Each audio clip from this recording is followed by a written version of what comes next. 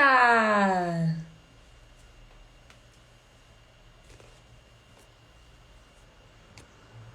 muito bom dia!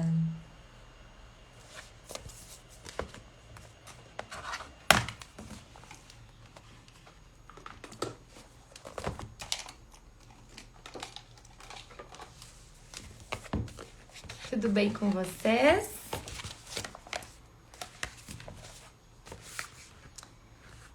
Muito bem, gente. Estamos fazendo... Bom dia, Lau! Estamos fazendo a leitura do livro da Brené, A Coragem de Ser Imperfeito. Quem quiser, as demais partes estão todas lá no meu perfil, na parte dos vídeos. Quem for acompanhar a leitura aqui ou então gravada depois, aquela dica boa que é: larga o celular do lado para não clicar na notificação, né? A gente se dispersa, acaba clicando, acaba se desconcentrando. A gente parou ontem na página 161, que é a página na qual a gente vai dar continuidade agora, tá bom? Então vamos lá. Como Joseph Clinton Peirce, o que somos ensina mais a uma criança do que o que dizemos. Portanto, precisamos ser o que queremos que nossos filhos se tornem. Embora a vulnerabilidade da criação de filhos seja muitas vezes assustadora, não podemos nos armar contra eles, nem colocá-la de lado, pois ela é o solo mais rico e mais fértil para ensinar e cultivar vínculos, significados e amor. A vulnerabilidade está no centro da história familiar. Ela determina nossos momentos de maior alegria, medo, tristeza, vergonha, decepção, amor, aceitação, gratidão e criatividade.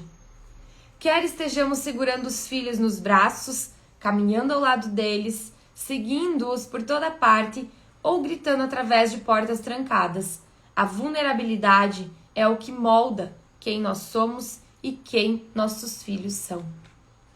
Ao rejeitar a vulnerabilidade, transformamos a criação dos filhos em uma competição que tem a ver com saber, testar, executar e mensurar, em vez de ser. Se colocarmos de lado a questão de quem é melhor e descartarmos os parâmetros escolares, como notas, desempenho nos esportes, troféus e conquistas, iremos concordar que o que queremos para os nossos filhos é o que queremos para nós mesmos, que sejam capazes de viver e amar intensamente. Se desejamos formar pessoas plenas, então, acima de tudo, devemos lutar para criar filhos que 1. Se relacionem com o mundo como pessoas que se valorizam. 2. Acolham suas vulnerabilidades e imperfeições. 3. Tenham profundo amor e compaixão por si mesmos e pelos outros. 4. Valorizem o trabalho, a perseverança e o respeito. 5. Carreguem um sentimento de autenticidade e aceitação dentro de si, em vez de procurar isso do lado de fora. 6. Tenham a coragem de serem perfeitos, vulneráveis e criativos. 7. Não tenham medo de passar vergonha ou sofrer rejeição se forem diferentes ou se estiverem em dificuldades. E, por fim, saibam viver nesse mundo de mudanças rápidas com coragem e flexibilidade. Para os pais, isso significa sermos convocados a 1. Reconhecer que não podemos dar aos filhos o que não temos e que, portanto, devemos deixá-los participar de nossa jornada para crescer, mudar e aprender. 2. Identificar nossas armaduras e ensinar nossos filhos a não vesti-las, serem pessoas vulneráveis, se mostrarem e se deixarem ser vistos e conhecidos. 3. Respeitar nossos filhos ao continuar nossa caminhada em direção à vida plena. 4. Educar na perspectiva da abundância, em vez da perspectiva da escassez. 5. Diminuir a lacuna de valores e praticar as virtudes que queremos ensinar. E, por fim, viver com ousadia, procurar avançar um pouco mais a cada dia.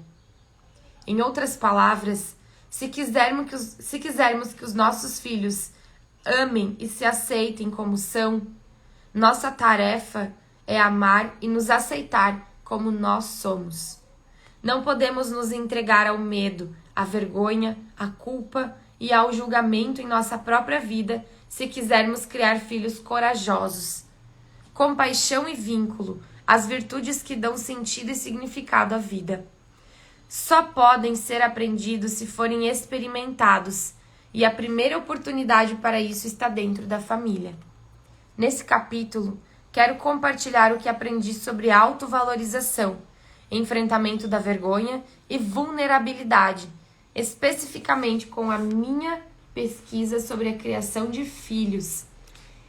Esse trabalho modificou profundamente a maneira como Steve e eu pensamos e nos sentimos a respeito da educação do lar. O que aprendemos com a pesquisa mudou nossas prioridades, nosso casamento e nosso comportamento no dia a dia. Por Steve ser pediatra, passamos muito tempo conversando sobre pesquisas e os vários modelos de criação de filhos. Minha meta aqui é compartilhar uma nova perspectiva sobre esse grande ato de ousadia, que é criar filhos plenos.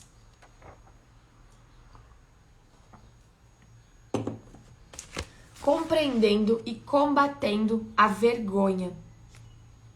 Não acredite no mito de que, uma vez que se tem filhos, a vida dos pais acaba e só existe a das crianças. Para muitos pais e mães, a época mais interessante e produtiva da vida acontece depois da chegada das crianças. Para a maioria de nós, as grandes dificuldades e os desafios surgem a partir da meia-idade. Ser capaz de criar filhos plenos não significa ter compreendido tudo e apenas cumprir as dicas à risca. Em vez disso, é aprender a explorar juntos o caminho. E acredite, há ocasiões em que meus filhos estão adiantados na caminhada, esperando por mim ou voltando atrás para me puxar para frente.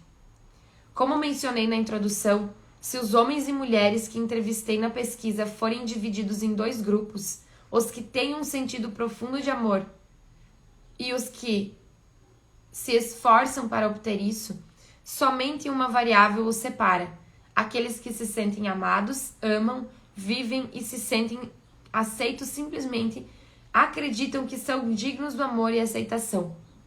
Costumo dizer que a plenitude é como uma estrela guia. Nós nunca realmente a alcançamos, mas sabemos que estamos indo na direção certa. Para criar filhos que acreditam no próprio valor e no próprio merecimento, devemos ser um modelo para essa viagem e essa luta. O mais importante que devemos saber sobre a autovalorização é que ela não tem pré-requisito. Muita gente, por outro lado, carrega uma longa lista de pré-requisitos de autovalorização, atributos que herdamos, aprendemos e assimilamos inconscientemente ao longo do caminho. A maior parte desses pré-requisitos se encontra nas categorias de conquistas, aquisições e aceitação externa. É o problema do se quando. Eu terei dignidade quando. Ou eu terei valor se. Isso pode não estar escrito e podemos não estar conscientes dos pré-requisitos. Mas todos nós temos uma lista que diz: eu serei valorizado quando perder alguns quilos, se for aceito nesse curso, se minha esposa não estiver me traindo, se nós não nos divorciarmos, se eu for promovido, quando ficar grávida, quando ele me convidar para sair, quando nós comprarmos uma casa nesse bairro, se ninguém descobrir. A vergonha adora pré-requisitos. Nessa lista de valorização, com limites se e quando, se alinha perfeitamente com o modo de pensar dos gremlins e com o que eles gostam de nos dizer. Não se esqueça de que sua mãe acha que você deveria perder os quilos que ganhou na gravidez. Lembre-se de que seu novo patrão respeita apenas os profissionais com MBA. Todos os seus amigos se tornaram sócios da empresa no ano passado, menos você, sabia? Como pais, ajudamos nossos filhos a enfrentar a vergonha e desenvolver a dignidade, ficando atentos aos pré-requisitos que, consciente ou inconscientemente, estamos transmitindo a eles. Estamos lhe mandando mensagens claras ou veladas sobre o que tornam mais ou menos aceitos. Ou estamos focando em compartilhamentos que precisam ser mudados e deixados claro que o seu valor fundamental não está em jogo. Costumo dizer aos pais que algumas das mensagens veladas mais destrutivas que transmitimos aos nossos filhos derivam das normas femininas e masculinas que vimos no capítulo 3. Será que estamos, aberta ou camufladamente, dizendo às filhas nossas que magreza, simpatia e submissão são pré-requisitos para a dignidade? Ou estamos ensinando a elas que enxerguem os rapazes como pessoas carinhosas e amáveis? Será que estamos enviando para os nossos filhos mensagens para que sejam emocionalmente vulneráveis, que coloquem o dinheiro e o status ou que coloquem o dinheiro e o status em primeiro lugar e que sejam agressivos? Ou estamos ensinando a eles que devem tratar mulheres e meninas como pessoas capazes e inteligentes e não como objetos? O perfeccionismo é outra fonte de pré-requisitos. Em mais de 12 anos estudando autovalorização, estou convencida de que o perfeccionismo é, na verdade, contagioso. Se lutarmos para sermos, vivermos e parecermos absolutamente perfeitos, também tentaremos enquadrar nossos filhos e os faremos vestir as camisas de força da perfeição.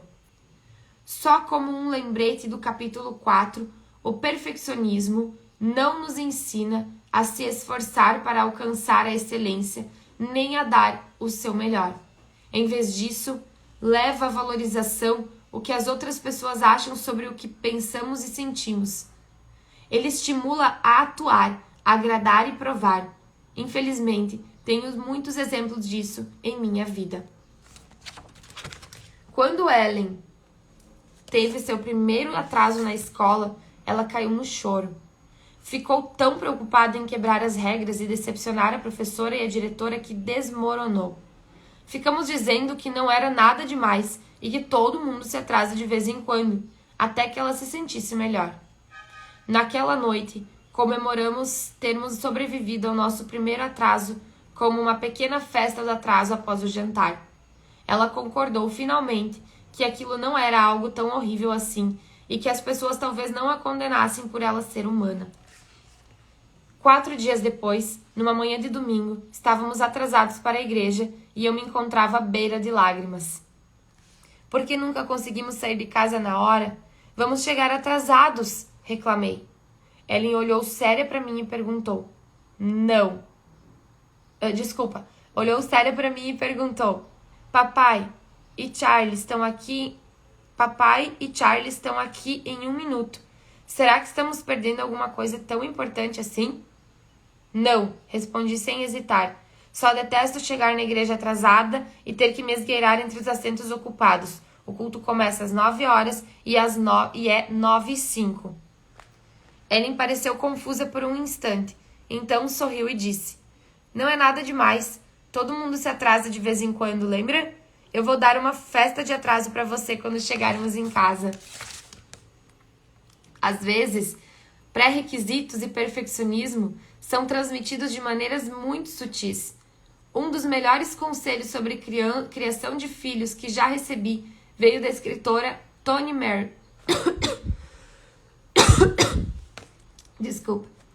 Morrison. Ela estava no programa da Oprah falando sobre o seu livro O Olho Mais Azul. A apresentadora mencionou que tinha lido uma passagem bonita a respeito da mensagem que transmitimos quando uma criança entra no cômodo onde estamos e pedimos que sua convidada falasse sobre isso. Toni contou que é interessante observar o que acontece quando uma criança entra numa sala. Repare se o rosto dela se ilumina. Quando meus filhos eram pequenos e entravam na sala, eu conferia para ver se tinham fechado a braguilha da calça, se o cabelo estava penteado e se as meias estavam esticadas. Nós achamos que nosso amor e nossa afeição por eles está à mostra porque estamos cuidando deles, mas não é nada disso. Quando eles nos olham, veem a crítica em nosso rosto e pensam, que está errado agora?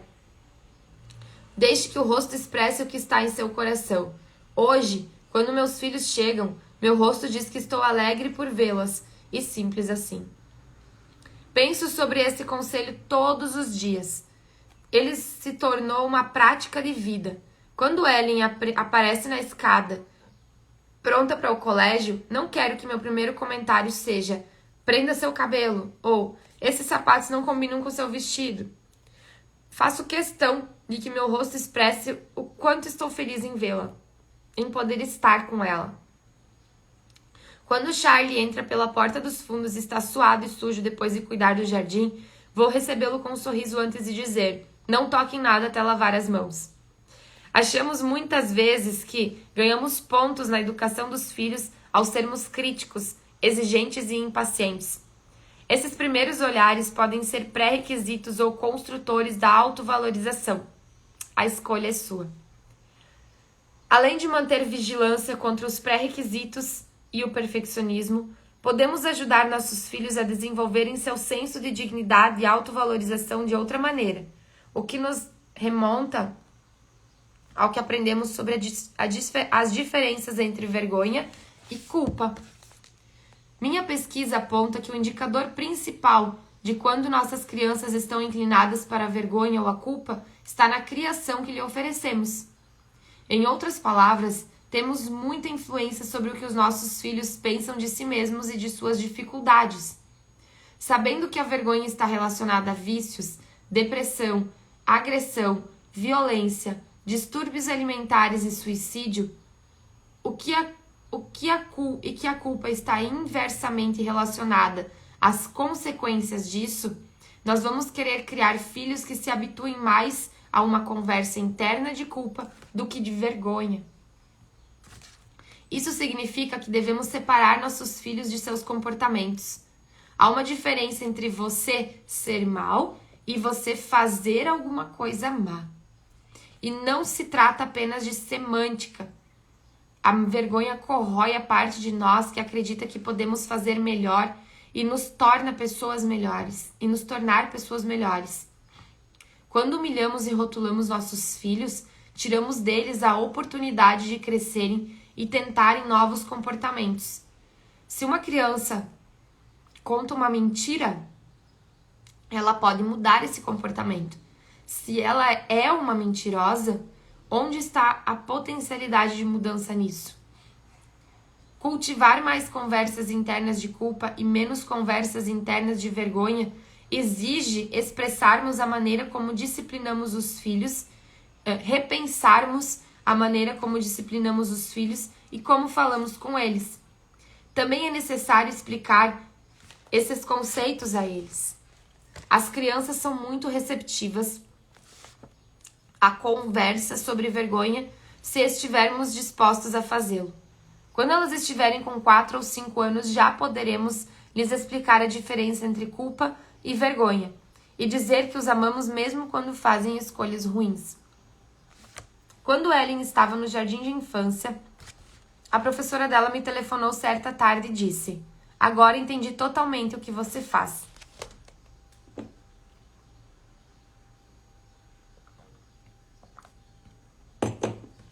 Ao lhe perguntar a razão, ela me contou que naquela mesma semana tinha olhado para Ellen, que estava toda suja de tinta na aula de arte, e dito: Ellen, você é uma sujinha. Minha filha ficou muito séria e reagiu: eu posso ter feito sujeira, mas eu não sou sujinha. Charlie também assimilou a diferença entre vergonha e culpa. Quando peguei uma cadela procurando comida na lata de lixo, eu a repreendi dizendo: menina má. Charlie apareceu de repente gritando: Daisy é uma boa menina que fez uma má escolha. Nós a amamos, só não aprovamos suas escolhas. Quando tentei explicar a diferença, argumentando que Daisy é uma cadela, a reação dele foi: ah, entendi. Daisy é uma boa cadela que fez uma má escolha. A vergonha é dolorosa para as crianças porque ela está intimamente ligada ao medo de não serem amadas. Para as mais novas e, portanto, mais dependentes, não se sentirem amadas é uma ameaça à sobrevivência. É um trauma. Estou convencida de que a razão pela qual a maioria de nós regride aos sentimentos infantis quando passa alguma vergonha é porque o cérebro armazena as experiências de vergonha como trauma e quando elas são reativas, nós retornamos àqueles lugares. Não temos uma pesquisa neurobiológica para confirmar isso, mas coletei centenas de entrevistas que revelam o mesmo padrão. Não sei o que aconteceu. Meu chefe me chamou de idiota na frente da equipe e eu não disse nada. De repente, me vi na sala de aula da professora do 4º ano e fiquei completamente muda. Foi impossível encontrar uma boa resposta. Meu filho errou o segundo arremesso do lance livre e eu enlouqueci. Eu sempre disse que nunca iria fazer com meu filho o que meu pai fez comigo, mas lá estava eu, gritando com ele na frente do time. Não sei como isso aconteceu. No capítulo 3, aprendemos que o cérebro processa a rejeição social e a vergonha da mesma maneira que processa a dor física. Suspeito que teremos algum dia provas científicas para confirmar minha hipótese sobre sobre as crianças armazenarem vergonha como trauma, mas, enquanto isso, posso afirmar sem hesitação que as experiências de vergonha na infância afetam nossa autoestima e mudam quem somos e a maneira como nos enxergamos. Podemos nos esforçar para não usar a vergonha como instrumento de educação, mas nossos filhos ainda assim vão se deparar com ela no mundo exterior. A boa notícia é que quando os filhos entendem a diferença entre vergonha e culpa e descobrem que estamos interessados e abertos para conversar sobre essas experiências, eles ficam muito mais propensos a dividir conosco as dificuldades, porque possam estar passando com professores, treinadores, babás, avós e outros adultos que tenham influência em suas vidas. Isso é de importância crucial, porque nos dá a oportunidade de visualizar a vergonha como se fosse uma fotografia.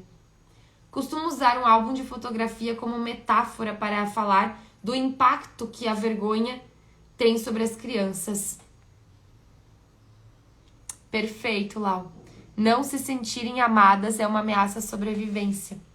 E sabe que já volto aqui na leitura, falando sobre essa questão da criança se sentir amada e ser uma ameaça à sobrevivência, muitas vezes a gente pode ver crianças que realmente precisam se destacar, chamar atenção, né? Eu muitas vezes na infância fiz esse tipo de coisa, mas esses dias eu tava observando, assim, criança gritando, tipo, olha aqui, olha aqui, olha aqui, desesperada, mas já tava todo mundo olhando, já tava todo mundo dando atenção, né? E o quanto às vezes esse pode ser o sentimento, onde tem mais pessoas, elas se sentirem mais amadas porque estão tendo a atenção, né? Estão tendo aquele momento onde as pessoas param para olhar para elas e olhar e elogiar e achar legal o que ela tá fazendo, sem criticar, sem julgar a forma que ela tá fazendo. Então, às vezes, a criança vai demonstrar também o como ela pode, através da forma que ela sabe, comunicar que ela tá cansada de ser julgada, criticada, que ela tá só querendo ser amada, porque ela está demonstrando que ela se sente ameaçada mesmo, através de comportamentos, ameaçada a sobrevivência dela, ameaçada a atenção, o amor que ela precisa. Isso é muito forte. Costumo usar um álbum de fotografia como metáfora para falar do impacto que a vergonha tem sobre as crianças. Como pais, uma vez que aprendemos sobre vergonha, descobrimos que, sim, nós envergonhamos nossos filhos. E isso acontece, até mesmo com pesquisadores. Por conta da gravidade das consequências da vergonha, também começaremos a nos preocupar que os episódios de vergonha que aconteceram fora do ambiente doméstico possam moldar a personalidade dos nossos filhos, apesar de nossos esforços em família. E esses episódios acontecerão. Insultos, humilhações e provocações são fatos corriqueiros na sociedade cruel em que vivemos. A boa notícia, porém, é que temos muita influência sobre o poder que essas expectativas e experiências têm ou deixam de ter na vida das crianças. Muitos de nós se lembram do episódio de vergonha da infância que pareceram determinantes. Porém, é mais provável que nos recordemos deles porque não processamos mais essas experiências com pais e mães que estivessem abertos para conversar sobre a vergonha e compreendidos a nos ajudar nesse enfrentamento. Eu não culpo meus pais por isso, assim como não julgo minha avó por me deixar viajar no banco da frente do carro. Eles não tinham acesso às informações que temos hoje. Sabendo o que sei agora, penso sobre vergonha e valorização nos seguintes termos. Isso é o álbum e não as fotografias.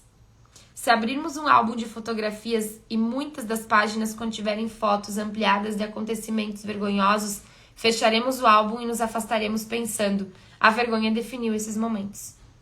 Se, por outro lado, abrirmos o álbum e identificarmos algumas poucas fotos pequenas de episódios de vergonha, cercadas por imagens de felicidade, esperança, enfrentamento, coragem, fracasso, sucesso e vulnerabilidade, os episódios de vergonha se tornarão apenas parte de uma história maior. Não serão eles que definirão o álbum. Mais uma vez, não podemos imunizar nossos filhos contra a vergonha.